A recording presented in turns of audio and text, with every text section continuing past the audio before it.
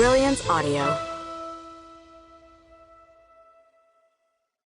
Grant's Flame by Angel Payne and Victoria Blue, performed by Aaron Mallon and Teddy Hamilton.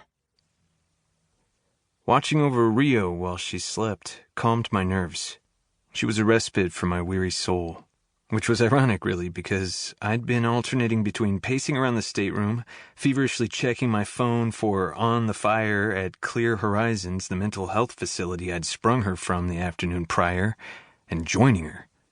Molding my body against hers on the large bed that occupied about half the room was a balm for my invisible wounds, and my God, a spoonful of sugar really did help the medicine go down. My normally restless little nymph had been sleeping for close to 15 hours. Even now, as I pulled her close and gently kissed her nape, she barely stirred.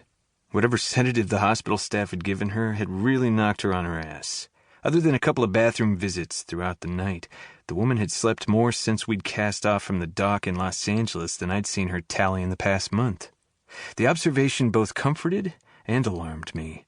On one hand, I was happy that our floating haven of tranquility was an ease to her jumbled mind, and not another agitation, but that was where my comfort stopped, and I became a worse basket case by the hour.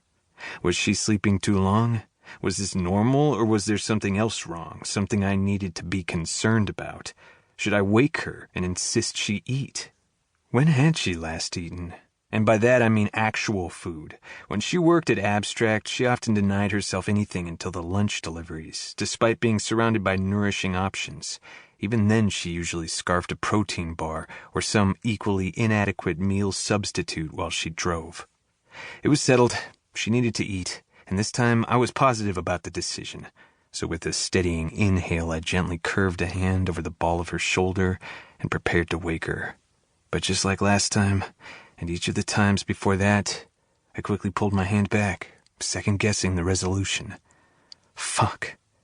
It was the non-act of a coward. I knew that, damn it, but it changed nothing. The second I thought about waking her, my mind instantly went down a complicated, thorny path, right to the conversation we would need to have when I did so. No matter what kind of verbal clover we planted to make the subject prettier, it would be a bramble-covered mess underneath. We had to talk about the clusterfuck I'd pulled her from yesterday. All of it. Even if all the brambles poked back out again, re-exposing the truth, because sometimes the truth was just the ugly, unavoidable truth. It was burning and irritating and aggravating and downright awful, no matter how many ways we danced around it.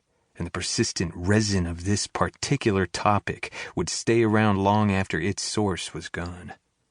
I huffed loudly and scrubbed a hand down my unshaven face and continued the movement until I gripped my tense and knotted neck. My movements caused Rio to turn over and open her groggy eyes. It took her a few moments to focus in my direction, then around the cabin, silently taking in her surroundings. At least she didn't bolt from the bed. That was a win I would greedily count. Where are we? A beat of silence went by, mandated solely by my selfishness. Her voice, husky from so much slumber, made me think of sexy love songs. The typical whiskey hue of her irises had gone dark and glassy from the medication she'd been given. She seemed challenged by maintaining a fixed gaze on a singular point, but according to the obsessive research I'd gotten in while she slept, all these conditions were completely normal, considering what she'd been through. Right, normal. I just had to keep reminding myself of that. Are you thirsty, baby? The term of endearment slipped back into place so easily, and I inwardly chastised myself. I had no idea where things stood between us now, but the last thing I wanted to do was spook her or distract her with an innocent tangent at the moment. Move on. I had to simply move on. The purpose got me to my feet again. With a determined stride, I moved to the nightstand. A tray with a hand-painted terracotta ewer of ice water and several glasses sat in invitation. One of the galley crew members had artfully wrapped a white linen napkin around the jug, absorbing the condensation that formed on the exterior.